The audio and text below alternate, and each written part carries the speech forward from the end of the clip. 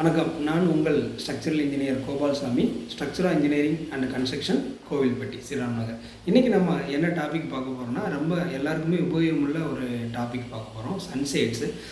பெரும்பாலும் சன்சைடில் வந்து பார்த்திங்கன்னா, நம்ம ஆஃப்டர் கன்ஸ்ட்ரக்ஷன் கழிச்சு ஒரு 3 மந்த்ஸோ ஒரு 6 மந்த்ஸ் கழிச்சோ என்ன ஆகுனா, அந்த சன்சைடோட எட்ஜில் ஆல் அரவுண்ட் எட்ஜில் ஹரிசாண்டல் கிராக்ஸ் வந்து ஃபார்ம் ஆகும்.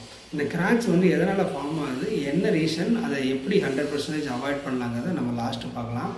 அதுக்கு முன்னாடி இதே சன்சைடில் வேறு சில வடிவங்களில் வந்து நமக்கு என்ன ஆகுனா கிராக்ஸ் ஃபார்ம் ஆகும். சன்சைடோட பாட்டம் சர்ஃபேஸில் கிராக்ஸ் ஃபார்ம் ஆகும், சன்சைடோட டாப் சர்ஃபேஸில் நம்ம கிராக் ஃபார்ம் ஆகும். அதை இப்போ ஃபஸ்ட்டு பார்த்துக்கலாம்.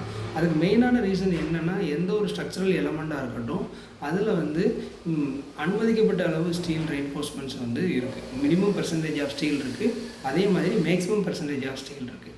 மினிமம் பெர்சன்டேஜ் ஆஃப் ஸ்டீல்னால் ஒரு ஸ்லாபாக இருக்கட்டும், ஒரு பீமாக இருக்கட்டும், ஒரு காலமாக இருக்கட்டும், ஃபுட்டிங்கும் ஒரு ஸ்லாப்ல அந்த எலமெண்ட்ஸுக்கு எல்லாமே குறைந்தபட்சம் இந்த பெர்சன்டேஜ் ஆஃப் ஸ்டீலாகவும் நம்ம என்ன பண்ணியிருக்கோம்னா நம்ம ப்ரொவைட் பண்ணியிருக்கோம்.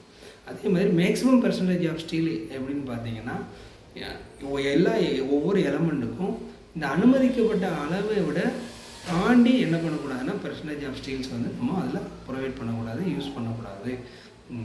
ஸோ இப்போ வந்து இந்த ரீசனாலையும் அனுமதிக்கப்பட்ட அளவை விட அதிகமாக ப்ரொவைட் பண்ணுறதாலையும் அனுமதிக்கப்பட்ட அளவை விட குறைவாக ப்ரொவைட் பண்ணுறதாலையும் கிராக்ஸ் வந்து மேஜராக வருது.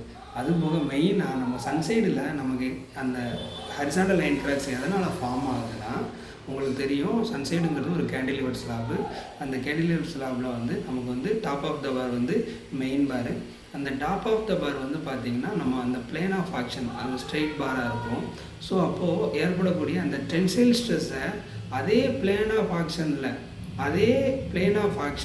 அதே 180 டிகிரியில் நமக்கு வந்து காங்கிரீட்டுக்கு ட்ரான்ஸ்ஃபர் பண்ணுறப்போ, டென்சைல் ஸ்ட்ரெஸ்ஸை ட்ரான்ஸ்ஃபர் பண்ணுறப்போ இந்த கிராக் வந்து ஃபார்ம் ஆகுது. ஏன்னா காங்கிரீட்டால் வந்து அந்த 180 டிகிரி அந்த பிளேன் ஆஃப் ஆங்கிளில் வந்து என்ன ஆகுதுன்னா ஸ்ட்ரெஸ்ஸை வந்து அதால் கேரி பண்ண முடியாது.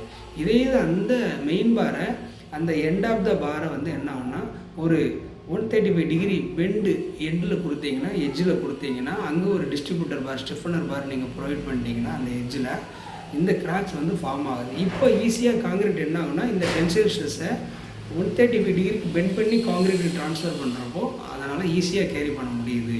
ஸோ இப்போ வந்து 100% வந்து இந்த மாதிரி நீங்கள் ப்ரொவிஷன் கொடுத்தீங்கன்னா உங்களுடைய சன்சைடில் கிராக்ஸ் வந்து அந்த ஹரிசாண்டல் கிராக்ஸ் வந்து ஃபார்ம் ஆகவே ஆகாது. அதுக்கு நான் கேரண்டி.